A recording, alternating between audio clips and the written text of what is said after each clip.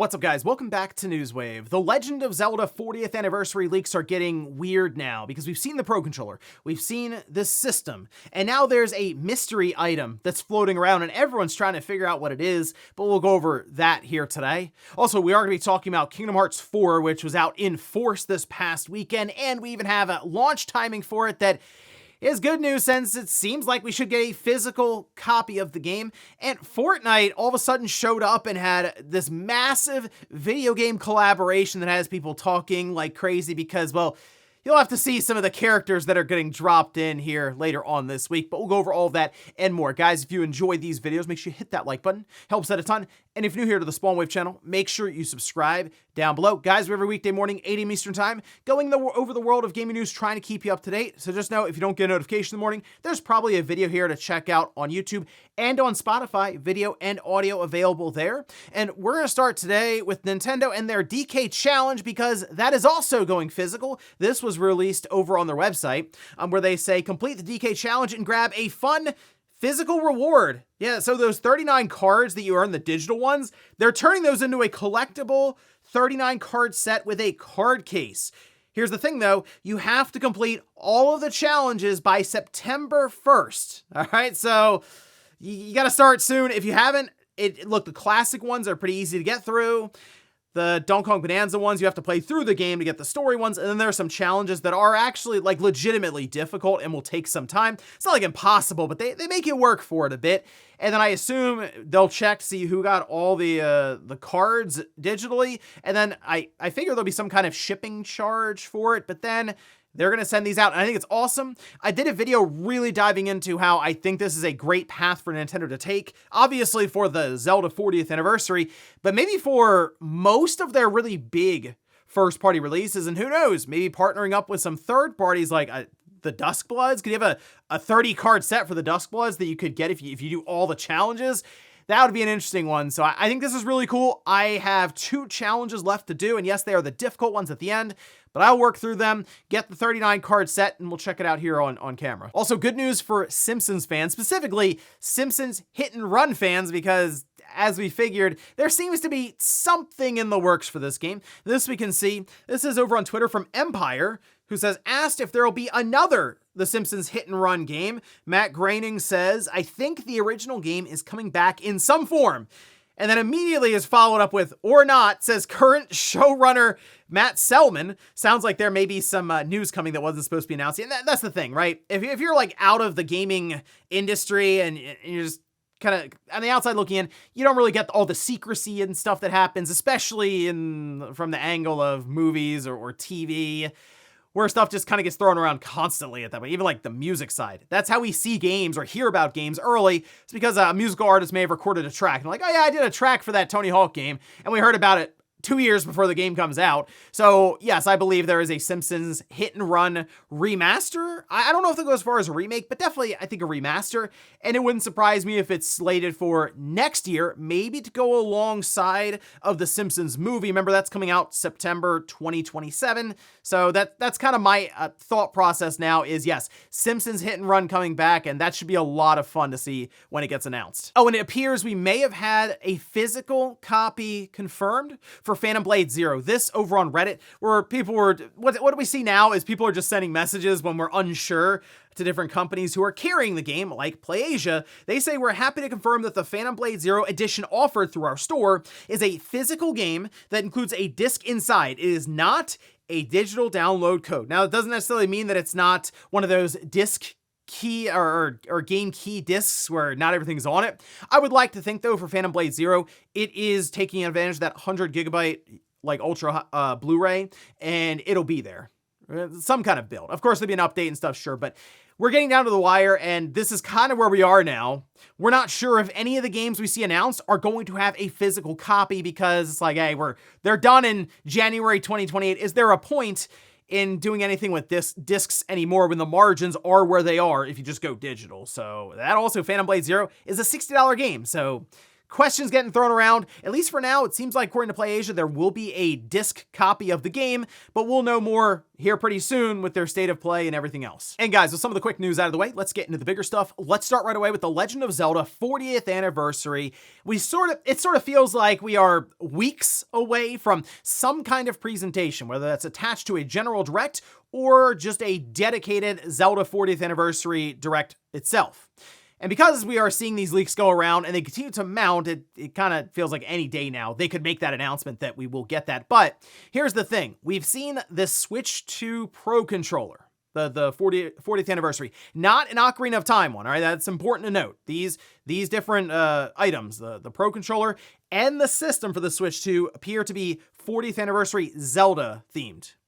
But what about Ocarina of Time? I mean, that's coming up here pretty soon, right? Well, there's some new images that were shared, and we can see. Now, this was from behind the games, and they are citing this XX 750,000 person who is sharing these different images. And there's a better, higher quality image, I will say, of the Pro controller. The one we had before was kind of grainy, a little hard to see. This one, you can clearly see the 40th anniversary badging at the top there. I think it looks awesome. Like a little 8-bit Link and then the 40, the emblem at the top. Good stuff, sure. But then next to that, the other image has, again, the box for the Pro controller, just flipped upside down with all the legal jargon on the back and stuff. And then there's just a black box. Apparently, the object that's covered is another Nintendo product that he can't reveal. This, of course, set people off going crazy with speculation. Why can't they show the item? I mean, they've already shown the Pro controller. They've shown the Switch 2 system. What's so bad about that? What if it was Joy-Cons? Who cares? We actually have seen the Joy-Cons. I don't think it's Joy-Cons, all right? If I had to take a guess as to what this is, I kind of think it might be an amiibo. Now, there's a few reasons you would cover this up. One, it could be a regional thing, and hey, if I show this box, it becomes very obvious as to where I am or the source that I'm getting this information from. The other thing could legitimately be like spoilers for the game. I mean, think about it this way. How much of Ocarina of Time remake have we actually seen? Not much. Like we see Link asleep at the beginning of the game, and then the Triforce starts glowing on his hand, and that's it. So we haven't seen anything about like adult Link. We haven't seen anything but like the Hylian Shield, the Master Sword, none of that, right? So if they were to show an amiibo that most likely, as we've seen with other amiibos from Nintendo that go along with these big releases, will be at certain points in the story for these different characters, yes, that would probably, then definitely spoil a character design. And while Nintendo clearly hasn't found this person yet, I think that would accelerate the process a bit. They would definitely, I think, become more aggressive when you start leaking out information about this Ocarina of Time game that even they themselves kind of coming down to the wire a little bit. If it's coming out in November and we are then less than 3 months away now, I think, from when it's going to release, it's like we don't need other people revealing this stuff. And so that would, again, put more of a spotlight on them. But that's what I'm assuming we're seeing here, is that it is an amiibo or a couple of amiibo, if any, even not the actual product itself, but the box that shows different designs from the game. I also saw a few people say, oh, it could be cover art for the game because they're doing the boxes and stuff for the Switch 2 and the Pro controller. Oh, maybe that's just the cover art and they're setting that. I don't know about that. I think this is all very much specific to manufacturing like full-on products and not just the artwork that would then go along with a cartridge that's not being manufactured in that same spot. I mean, one thing's for sure, people are really interested to see what Nintendo has in store for this 40th anniversary, but then certainly Ocarina of Time and the movie. To me, those are the two big ones right now. The movie, definitely. I kind of want to see what the direction is for this thing in general.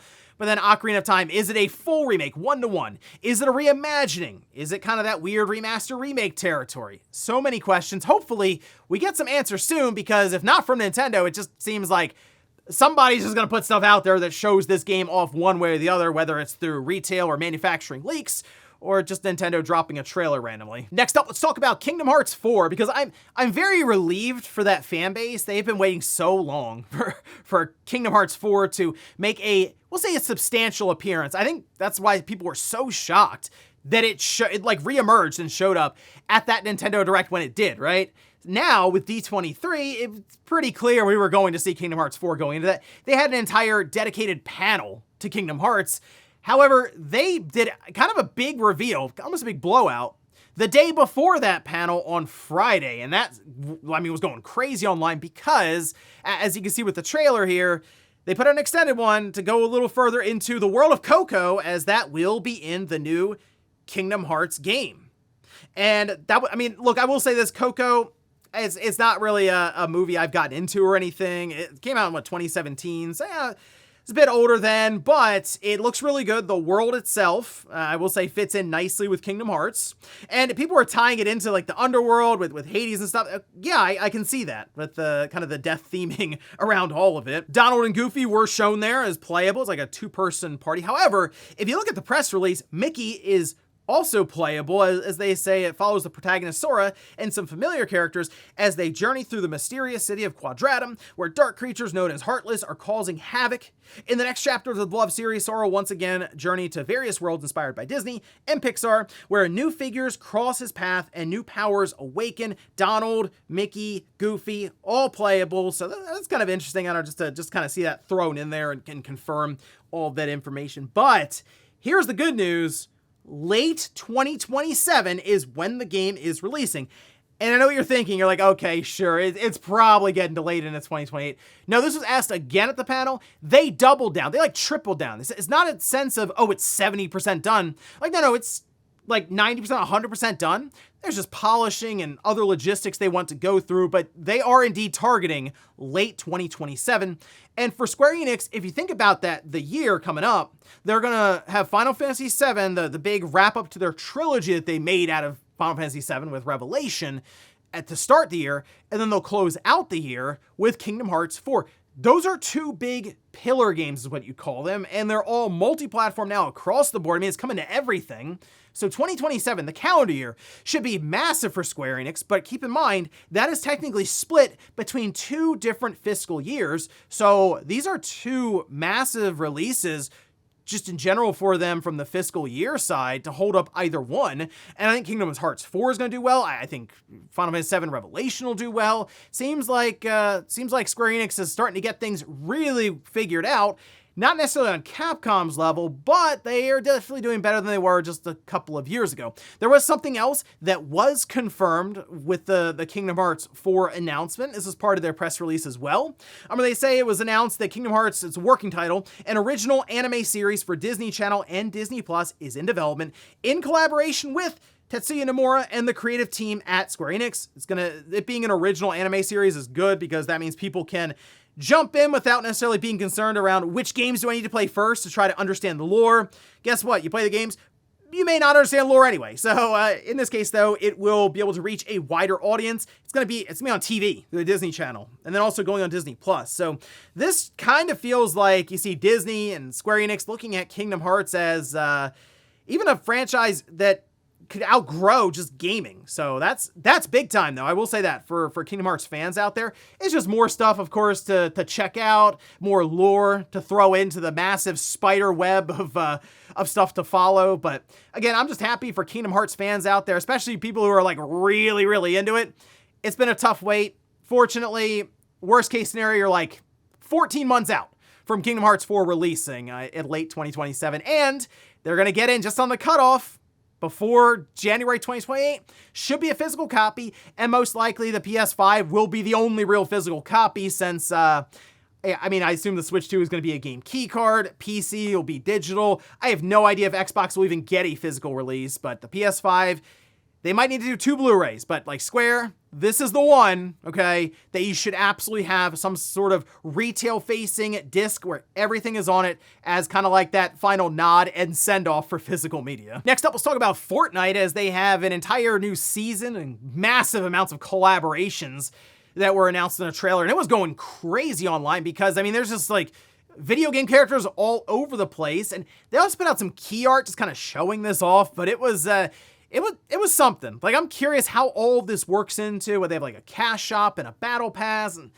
so many ways they can sell you stuff. But like, just going down the list of characters I was spotting as I was going through, you have Crash Bandicoot and Spyro, Sonic the Hedgehog, Tails was with Sonic. I think that's like almost an assist character there, almost the way they were showing him. Eggman, Joker, Mega Man, right there, front and center. They have a Buster arm for Fortnite characters, so that's pretty cool. I'm hoping this can give Mega Man some kind of a boost. You have Raiden, Katana. I saw Scorpion was in there. Tetris. Why not? And then in the key art, you see Sora at the top. And look, the Fortnite account played into it heavily, like the V2 leak. So yes, again, big stuff happening here for Kingdom Hearts. But I mean, come on. Big things happening here for Mega Man, people. This is, I know. People go, oh, Fortnite, roll your eyes and stuff. Sure. Fortnite right now is a massive advertisement to the younger gamers. And I need them to want to try out Mega Man. So I like this. I like that Mega Man was right there. Oh, you got the Buster Arm. They'll want to collect it. And then maybe they'll look into it further. That is like really the last hope we have for something like Mega Man to continue on. Although I will say Capcom does seem a bit more serious about that franchise now than they were just a couple of years ago. So maybe this is just one other thing that they're throwing on the pile of Mega Man stuff and the big push for that series. And I mean, we got Dual Override coming out in 2027. And then, I mean, obviously setting up for Mega Man X9. This whole segment was supposed to be about Fortnite, but we're on to Mega Man now. And, I'm all right with that. The Fortnite season will start August 20th, and then I'm sure people will jump in, check out all the crazy collaborations that are happening. So, hey, if you're a big Fortnite fan, seems like you're gonna have a lot of fun later this week. And in our last bit of news, let's talk about Netflix, because they've kind of been in and out of gaming over and over again. We really can't tell where they stand with this thing, and now their latest move feels like they're working away from it, but then they say they're not. This is over on GameFile, who, I will say, Steve Totillo has been following along with the twists and turns of this Netflix saga right now, okay? Over there, they say the streaming giant is closing Los Angeles-based Night School Studio, which it acquired in 2021, and plans to close Helsinki-based Moonloot, which was founded in 2022. Just 6 weeks ago, Night School had released Unhinged. It's a novel 30-minute first-person horror game streamable on TVs to Netflix users. That's kind of been Netflix's thing, by the way. They have games that stream and you use your phone as a controller almost, and it's just, it's obviously not as robust, you could say, as like a typical controller. You're kind of limited to the touchscreen, and usually it's a couple of big buttons on there to tell the character what to do or whatever's happening on screen. And there's a lot of party games. In fact, they say Netflix attributed the studio closures to prioritization around kids games, party games, story-driven fare, and games with mainstream hooks, such as a recently released FIFA game. Now, in a response to GameFile, a Netflix spokesperson said, "We see an opportunity to be more focused on our execution, so we are making organizational changes to the business to match those priorities." I mean, the bottom line is the game that they made clearly just didn't reach the audience or bring in the numbers that they were looking for. And it just seems like they do, Netflix wants to do I'm trying to think of the best ways, the lowest common denominator, cast the widest net, the most general audience release as possible. Because people who are subscribed to Netflix aren't going into it thinking, oh, I'm going to pick up this controller and play a game on Netflix. They kind of have to be grabbed immediately by some kind of artwork that's shown for a game or something that aligns with a series they really like that's on Netflix, like Stranger Things. If they did something with that when that was ongoing, there you go. That makes sense. But it's still tough to figure out how Netflix is approaching this, because they say they are going to continue doing gaming stuff. GTA 6 going to be streamed through Netflix, although I still think that's more so, hey, let's just bring people to the platform, as opposed to, hey, we're into gaming. But they're at least trying streaming. I think it's just going to be more and more general audience stuff as we go along, and less weird experimental stuff that maybe is tried out by a couple thousand people. And before we go to the comment of the day, we'll take a look at the poll that I posted up yesterday, where I ask, have you played the Simpsons Hit and Run before? 58% say yes, 42% say no. Okay, so there's still plenty of people who can try this game out. I mean, I've played it on a number of different platforms, GameCube, like the PS2, and I think I have it on the original Xbox as well, actually. It was a big jump from Road Rage, because Hit and Run was kind of like their take on Grand Theft Auto to a degree. And it's just the thing I will always remember about Hit and Run. It was super interesting to be able to just explore Springfield in that way. Like, you'd have games that kind of saw parts of Springfield at that time. This is like the PS2, Xbox, GameCube days, like midway through that generation, kind of.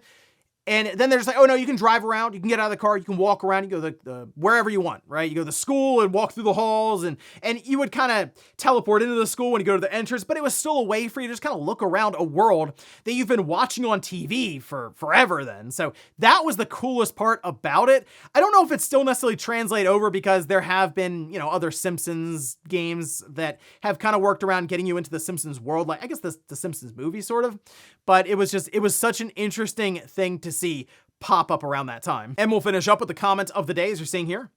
This is from Songwriters, who says, dude, the GTA 6 fatigue is just exhausting. Well, here in a couple of weeks, the fatigue is going to reach like comatose levels for you then, because I will tell you now, when this Netflix thing goes down, it is going to be insane amounts of GTA 6 coverage and discussion, whether people like it or they're blown away or whatever. People are just going to be talking, fighting, arguing all about this thing, right? After this Netflix show later on this month.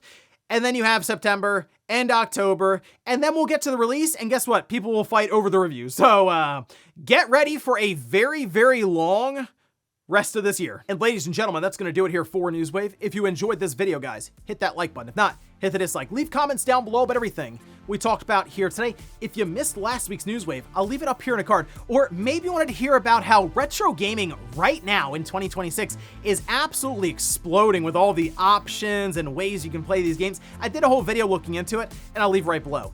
Thanks, guys, for watching, and I'll see you next time.